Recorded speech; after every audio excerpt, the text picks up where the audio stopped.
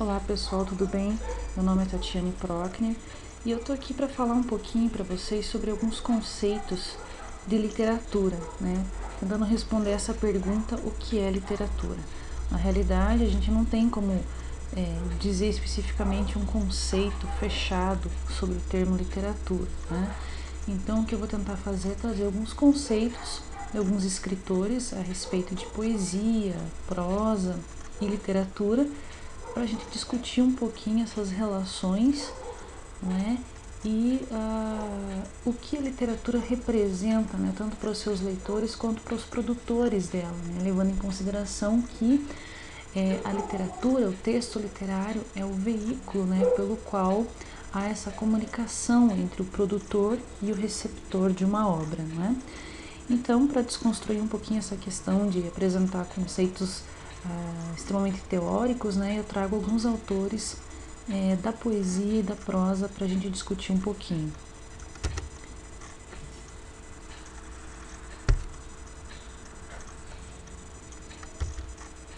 O primeiro conceito que eu trago aqui, né, é um trechinho de um texto do Vinícius de Moraes, que diz o seguinte: um operário parte de um monte de tijolos, sem significação especial se não serem tijolos, para, sob a orientação de um construtor que por sua vez segue os cálculos de um engenheiro obediente ao projeto do arquiteto, levantar uma casa. Um monte de tijolos é um monte de tijolos, não existe nele beleza específica, mas uma casa pode ser bela se o projeto de um bom arquiteto tiver a estruturá-lo os cálculos de um bom engenheiro e a vigilância de um bom construtor, no sentido do bom acabamento por um bom operário do trabalho em execução. Troquem-se tijolos por palavras, ponha-se o poeta, subjetivamente na quádrupla função de arquiteto, engenheiro, construtor e operário, e aí tendes o que é poesia. É interessante essa relação que o Vinícius vai estabelecer, né, do poeta como uma quádrupla função, né, o arquiteto, engenheiro, construtor e operário, né, da poesia. Então esses tijolos de que ele fala, não é, seriam justamente as palavras, né?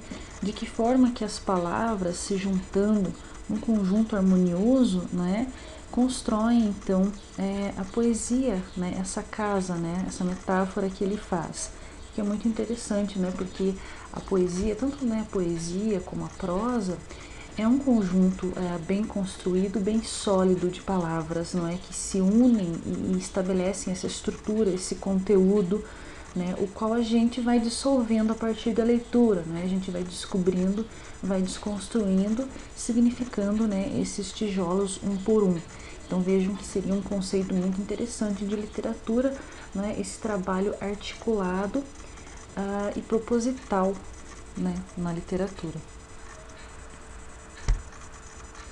Outro conceito que nós temos aqui é de poesia também, né, do Gonçalves Dias, que diz o seguinte: com a vida isolada que vivo, gosto de afastar os olhos de sobre a arena política para ler em minha alma, reduzindo à linguagem harmoniosa e cadente, o pensamento que me vem do improviso, e as ideias que em mim desperta a vista de uma paisagem ou do oceano, o aspecto, enfim, da natureza. Casar assim o pensamento com o sentimento, o coração com o entendimento, a ideia com a paixão. Colorir tudo isto com a imaginação, fundir tudo isto com a vida e com a natureza, purificar tudo com o sentimento da religião e da divindade. Eis a poesia grande e santa, a poesia como eu a compreendo sem a poder definir, como eu a sinto sem a poder traduzir. Então, né, como a gente pode perceber, por mais que o poeta ele tente, né, fazer essa definição de literatura, de poesia, não há uma definição fechada, né? Mas o que há aqui é principalmente o casamento entre o pensamento e o sentimento, a emoção e a razão unidas. Então há uma confluência entre ambas nesse sentido, não é? O que faz da literatura, né, unir a ética à estética, não é? Porque não é só a representação da emoção, né, o sentimento exacerbado dentro da poesia, mas também o teu conhecimento, né? Tanto é que a literatura também estabelece essa relação, né, de troca de conhecimento entre o produtor e o receptor, como eu já falei no início. Aqui para a gente ter uma noção assim um pouquinho mais prática, né, nós temos o poema O Lutador, de Carlos Drummond de Andrade, né, que diz o seguinte: lutar com palavras é a luta mais vã, enquanto lutamos mal rompe amanhã, são muitas, eu pouco, algumas tão fortes como o javali. Não me julgo louco, se o fosse teria poder de encantá-las, mas lúcido e frio apareço e tento apanhar algumas para meu sustento num dia de vida. Deixam-se enlaçar tontas a carícia e súbito fogem, e não há ameaça e nem a sevícia que as traga de novo ao centro da praça. Insisto solerte, busco persuadi-las, ser-lhes-ei escravo de rara humildade. Como o poeta nos diz aqui, nós podemos observar que essa luta é uma luta com palavras, né? E ele reconhece que é uma luta vã, né? Pelo fato de as palavras serem muitas e ele pouco. Ou seja, o homem ele é formado por palavras e por discursos, né? O homem está nesse emaranhado que são esses jogos de palavras que se constroem, não é? Então ele reconhece o quanto ele é pequeno diante desse imenso mundo de palavras, e como a composição poética, a composição literária, também se faz um jogo complexo na construção, né, dos sentidos. Essa dificuldade de se encontrar e enlaçar as palavras soltas pelo ar para fazer com que elas tenham sentido dentro da obra, né, para fazer que elas tenham significados específicos. E também não significa somente palavras prontas e acabadas no texto para a gente, né? Uma palavra pode ter várias, mil interpretações, né? Aí depende também do nosso conhecimento de mundo, né? Onde estamos dispostos a assumir essa posição de escavador da palavra, de detetive, para buscar os significados dessas palavras, né? Então o poeta ele reconhece esse trabalho, né? Então, assim como o poeta reconhece esse trabalho, nós como leitores também devemos reconhecer esse trabalho dentro da literatura, não é? Porque não é apenas um jogo que está flutuando no oceano, não é? É um jogo articulado mesmo de palavras, de significados, né? Os tijolinhos, como a gente já mencionou quando falamos do Vinícius, não é?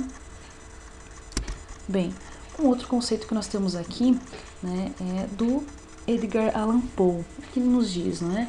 Muitos escritores, especialmente os poetas, preferem ter por entendido que compõem por meio de uma espécie de sutil frenesi de intuição estática, e positivamente estremeceriam ante a ideia de deixar o público dar uma olhadela por trás dos bastidores para as rudezas vacilantes e trabalhosas do pensamento, para os verdadeiros propósitos só alcançados no último instante, para os inúmeros relances de ideias que não chegam à maturidade da visão completa, para as imaginações plenamente amadurecidas e repelidas em desespero como inaproveitáveis, para as cautelosas seleções e rejeições, as dolorosas emendas e interpolações, numa palavra, para as rodas e rodinhas, os apetrechos de mudança no cenário, as escadinhas e os alçapões do palco, as penas de galo, a tinta vermelha e os disfarces postiços, que em 99% dos casos constituem a característica do histrião literário.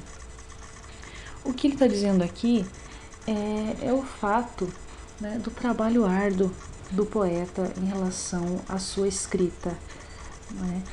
E não só do poeta, como eu venho dizendo, né, mas essa construção literária, não é? E o fato de não ser uma construção simplória, mas uma construção complexa.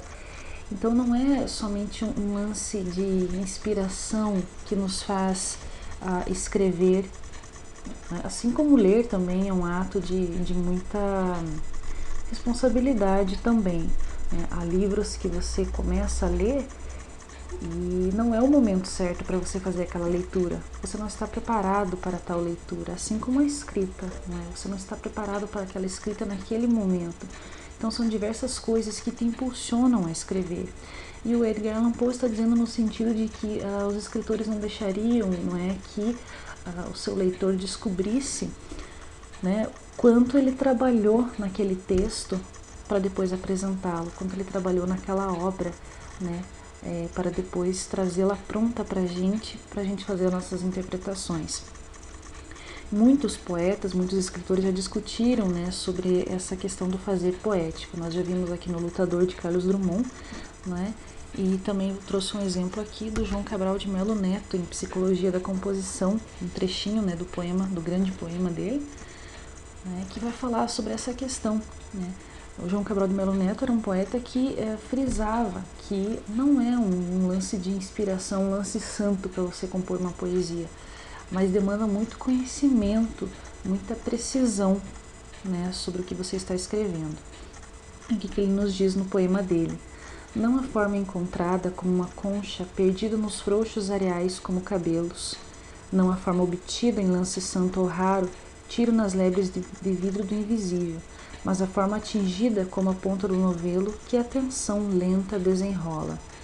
Nós vamos perceber aqui na primeira estrofe que ele nega essa forma que se encontra, por exemplo, no momento de lazer, né? Por exemplo, como ele diz ali, frouxos areais e concha, já nos dá essa ideia de praia, de mar, né? Estar perto da natureza, enfim. A poesia não é como essa concha que de repente você encontra caminhando na praia, né? Nesse momento de leveza, de inspiração somente, não é que você vai encontrar essa poesia. Ele nega também a forma obtida em lance santo ou raro, tiro nas lebres de vidro do invisível, ou seja, não é também um tiro no escuro, no momento de relance, que você vai encontrar a tua poesia, não é somente aí. Mas de que maneira, não é? A forma atingida como a ponta do novelo que a tensão lenta desenrola. Então, no novelo a gente já vai ter aquela noção de uma ideia totalmente amarrada, né? Aqueles fios enrolados que formam aquela bolinha sólida que é o novelo, né? E cabe ao leitor, então, com a sua atenção, desenrolar, puxar a pontinha do fio e ir desenrolando para ir desmembrando e percebendo as ideias que se escondem através dessa poesia. Então, há uma preparação muito eficaz por trás desse texto, para que o leitor possa fazer essa leitura específica. E é interessante que ele usa, né, toda uma imagética que é criada através da linguagem, né, pela sonoridade também. Né, o novelo e a tensão lenta desenrola. E ainda utiliza as reticências para dar uma ênfase, né? Esses sons nasais, né, é que dão essa noção, né, do desenrolar, da movimentação da linguagem também através da poesia. Né? A linguagem vai movimentando não só o autor do texto, mas também o leitor do texto. Né? Então há essa comunicação, esse movimento, essa troca de conhecimento entre ambos. Então é um trabalho árduo de produção, né, do poeta, do escritor. Como nós vemos também no poema Há um Poeta, do Olavo Bilac. Olavo Bilac não é conhecido como o príncipe dos poetas, né, como o poeta que usa a linguagem como matéria-prima, né, para esculpir os seus poemas. Né. Ele vem então de um período, do período parnasiano, né, que vai primar justamente pela forma da poesia. Né. Tanto é que nós vemos aqui um soneto, né, que é a forma clássica predominante nesse movimento literário, né, que é o parnasianismo. Então, o que nos diz o nosso poeta Olavo Bilac? Longe do estéril turbilhão da rua, Beneditino escreve, no aconchego do claustro, na paciência e no sossego, trabalha e teima e lima e sofre sua, mas que na forma se disfarce o emprego de esforço, e a trama viva se construa de tal modo que a imagem fique nua, rica mas sóbria como um templo grego. Não se mostre na fábrica o suplício do mestre, e natural efeito agrade sem lembrar os andaimes do edifício, porque a beleza gêmea da verdade, a arte pura inimiga do artifício, é a força e a graça na simplicidade. Aqui ele vai fazer um diálogo muito claro com o texto do Poe, né, dizendo desse esforço na construção poética, né, e o disfarce para o leitor. Né, porque aí o leitor tem o texto pronto para ele fazer a leitura, né, e construir os significados, os sentidos, né, mas é a perspicácia do autor que vai fazer com que a gente enxergue sentidos diversos, significados variados dentro da poesia, né? Aqui a gente vai perceber, né, todo o cuidado com o verso, porque ele está tratando de um poema não de versos livres, né, mas de um soneto, né, que estabelece uma estrutura fixada. Então, de fato, um trabalho árduo e muito eficiente, né, para a constituição dos significados, né, ainda mais para um momento, né, uma arte que pretende, né, primar pela forma, como é o caso do parnasianismo, como eu já comentei com vocês. Aqui nós temos mais um conceito aqui do Guimarães Rosa. O que ele vai nos dizer a respeito da construção literária, né? Sou precisamente um escritor que cultiva a ideia antiga, porém sempre moderna, de que o som e o sentido de uma palavra pertencem um ao outro. Vão juntos. A música da língua deve expressar o que a lógica da língua obriga a crer. Sobre esta ideia antiga, os hermetistas árabes e judeus, entre outros, encheram bibliotecas de especulações místicas na certeza de alcançar o divino pela pronúncia exata de seu nome. Essa definição é muito bonita, né, porque a própria definição e o jogo de palavras que ele utiliza já apresenta o significado aliado ao som, né, o sentido aliado ao som das palavras que se juntam e formam esse conjunto harmonioso, não é? E aí ele diz a questão dele cultivar a ideia antiga, não é?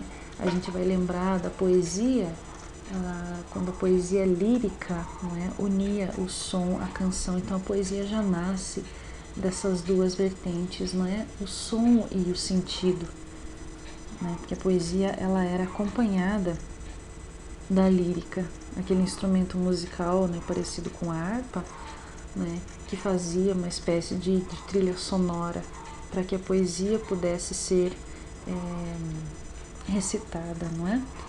Então isso é muito interessante, estabelecer essa articulação.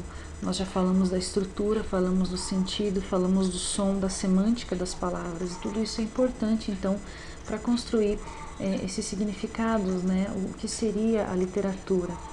Então, além de expressar sentimentos, não é, sejam eles críticos, né, positivos ou negativos, enfim, não é, ele está falando, a literatura está falando do ser humano, do sujeito, né, de suas sensações, do seu conhecimento de mundo, enfim, né? Então a literatura está falando com o leitor, né? O que a literatura traz para a gente de significações, não é? De que forma ela conversa conosco. Então a literatura é tudo isso. Né? Vejam que a gente vai estabelecendo uma construção diferenciada de sentidos, né? E não tão longe também da teoria, né? Porque a gente vai construindo essa teoria a partir desses conceitos que nós estamos levantando aqui, a gente acaba construindo um próprio conceito para si, o que a literatura significa também para mim, né? E nesse sentido eu trago aqui, para finalizar, uma citação do Kafka, né? De que forma que o livro ou a literatura precisa nos afetar, né? Que tipo de leitura nós precisamos buscar? Precisamos de livros que nos afetam como um desastre, que nos magoam profundamente, como a morte de alguém que amamos mais do que a nós mesmos. Um livro que tem que ser como um machado para quebrar o gelo que há dentro de nós. Então, exatamente isso que eu falei, né? De que forma que a literatura vai me atingir, né? De que forma que eu vou estabelecer esse contato com o livro que eu escolho para eu ler, com o assunto que eu escolho para estudar, né? De que forma então há esse afeto. Então a literatura seria isso nesse sentido, não num conceito fechado, mas cada vez mais amplo nesse sentido, né? Porque cada livro que eu leio traz uma coisa diferente para mim, cada momento meu é um conhecimento diferenciado, é uma experiência diferente que eu estou adquirindo. Então, ao passo que eu leio um livro diversas vezes, eu vou lê-lo de formas também diferentes. Bem, pessoal, então seria isso. Agradeço a atenção de vocês e continue então exercendo essa atividade de leitura, né, e cada vez mais aprimorando esse conceito de literatura que vocês têm dentro de vocês, tá certo? Abraço, até mais.